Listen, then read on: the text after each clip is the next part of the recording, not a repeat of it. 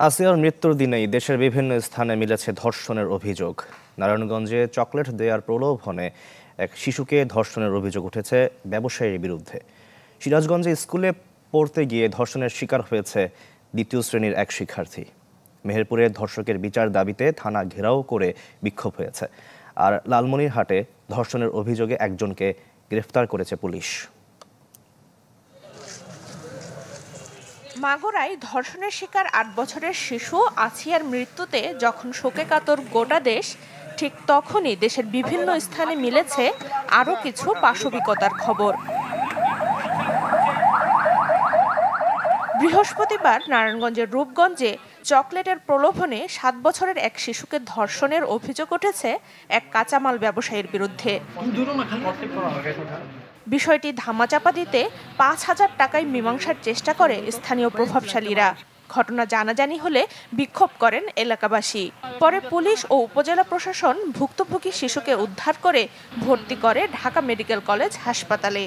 আমার মেয়ে ছোট্ট একটা মাসুম বাচ্চা, তার যে এরকম একটা করছে, আমি তার কঠোর বিচার চাই। আমরা তো ভিকটিমকে উদ্ধার করেছি এটি জানার পরে, এবং সেটি টেস্টের জন্য এবং চিকিৎসার জন্য আমরা ঢাকা মেডিকেলে তাকে প্রেরণ করেছি।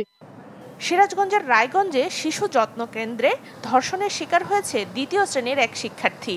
পুলিশ জানায়, গত ৯ মার্চ মহিলা ও শিশু মন্ত্রণালয়ের শিশু যত্ন কেন্দ্র প্রকল্পের আওতায় এনজিও পরিচালিত একটি স্কুলে পড়তে যায় ওই শিশু। এ সময় শিশুটি একা থাকার সুযোগে ধর্ষণ করে শিক্ষিকার ছেলে। এ ঘটনায় মঙ্গলবার রায়গঞ্জ থানায় মামলা করেছে ভুক্তভোগী পরিবার।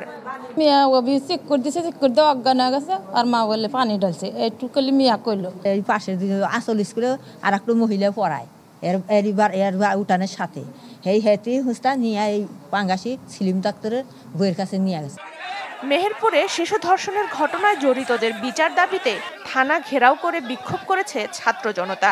এ সময় পুলিশের লাঠিপেটায় ২ শিক্ষার্থী আহতের অভিযোগ ওঠে। এ ঘটনায় ২ ঘন্টা বৈঠক করে পুলিশ সুপার ও জেলা প্রশাসক। পরে ক্লোজড করা হয় ২ পুলিশ সদস্যকে। গ্রেফতার করা হয় ধর্ষক সহ ২ জনকে। পরে থানা ঘেরাও প্রত্যাহার করা হয়।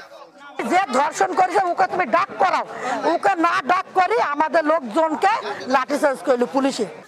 এদিকে লালমনিরহাটের হাতীবান্ধায় ৭ বছরের এক শিশুকে যৌন নিপীড়নের অভিযোগে এক যুবককে গ্রেফতার করেছে পুলিশ। সানজিদা শান্তা, চ্যানেল 24।